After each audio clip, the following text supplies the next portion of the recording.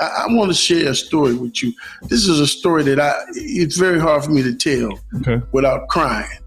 One night, it was maybe about 3 o'clock in the morning, my public relations man called me and he said, hey man, you know, there's been a triple homicide. And it was in Tragnew Park. He said, the father of this one girl says he is not going to bed until he looks in your eyes. So how am I going to not go? So I put my clothes on, jumped in my car, I went over there. And I never forget this. This man walked off the porch. And he said, Mr. Mayor, I wanted to tell you something. I want you to hear this from my mouth. I said, okay.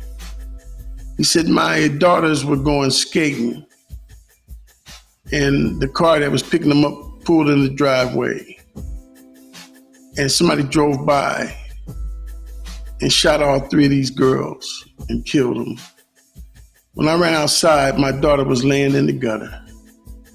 And when I picked up in my arms, she opened her eyes for just a brief second and said, Daddy, why? And she died. And nothing in the world struck me like that moment. I've never forgotten it because I had a 16-year-old daughter at the time. And that same night, early in the morning, there was a retaliation hit on South Side.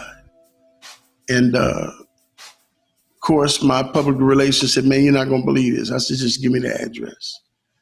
So I went to this apartment and when I walked inside, of course, the police are there. And one of my students, who from the time when she was maybe about 17 to even now, she had taken on the role of her own mother because her mother had cut out. And when she saw me, she said, Mr. Bradley, somebody just killed my baby. Well, I knew she didn't have any babies. I knew she was talking about her sister. And so that night, 5 black babies, 5 black girls died over some silliness, over some sets, over the color of a rag. These people are gone. And for a police department not to be taking that as serious as I was taking it, if you're not taking it serious as I'm taking it, then you don't need to be here. Now, let's talk about the sheriffs. They wasn't gangbanging when I was the mayor.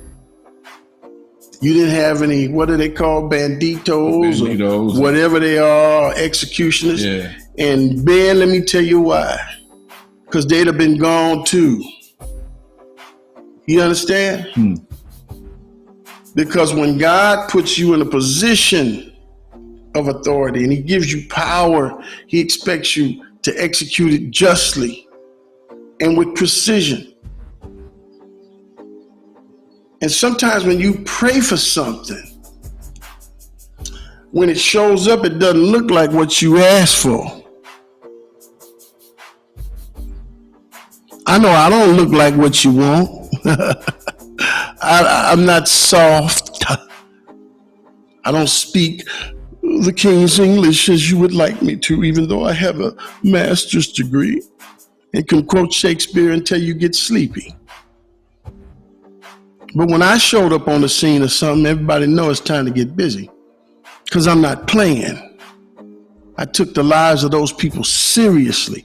I took the lives of your children seriously. I took the lives of your neighbors seriously. That's why I came and showed my face every single time. So the cops and the firefighters and the paramedics would know this man is serious about these people. God sent him to be serious about their lives.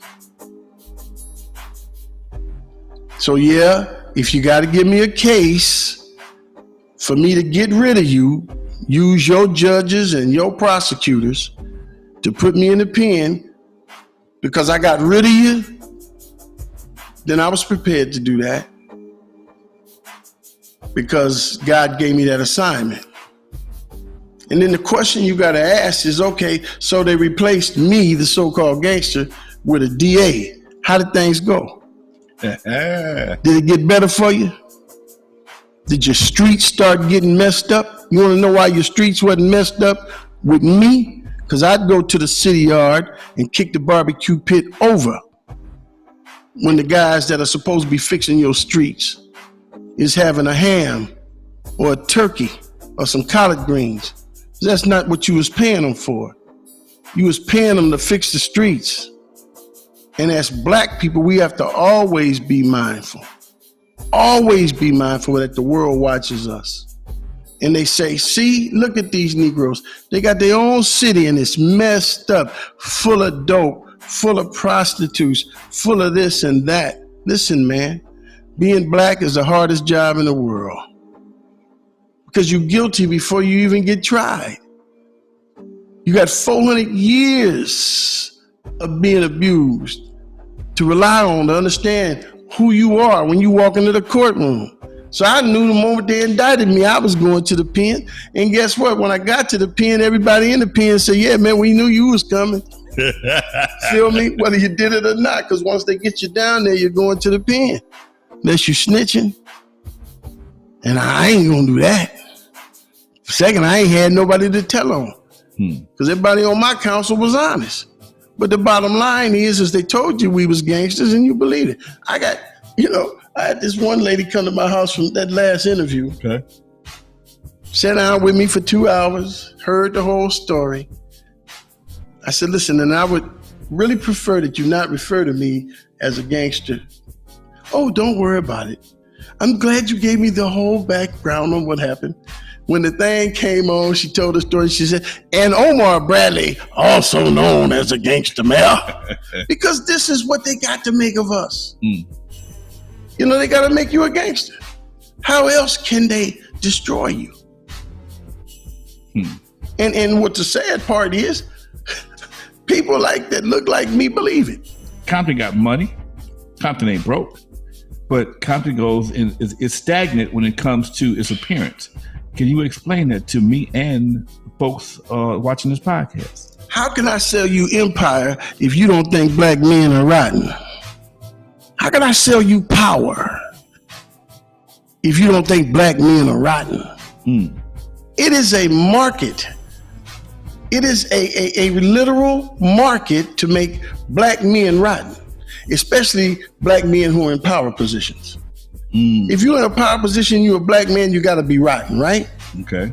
And then what happens is, once they say, well, this is the image of a rotten black man. If you see a black man that looks like him, he's rotten. Especially being civil. Feel me? If he in civil service, yeah. So they can slide you anything other than what looks like me and what talks like me and what acts like me. They can tell you that it's black girl magic. See.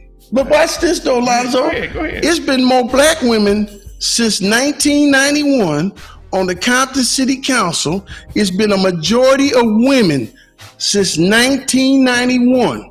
From 1991 to 2000 is 9 years. From 2000 to 2020 is 20 years. For 29 years, it's been a majority of black women on that council. Understand me. I don't know what this black girl magic thing is y'all dreaming of, and I don't know what this separation of the black female and your plight from my plight is. I know Martin Luther King never got up there and said, I'm marching for the plight of the black man.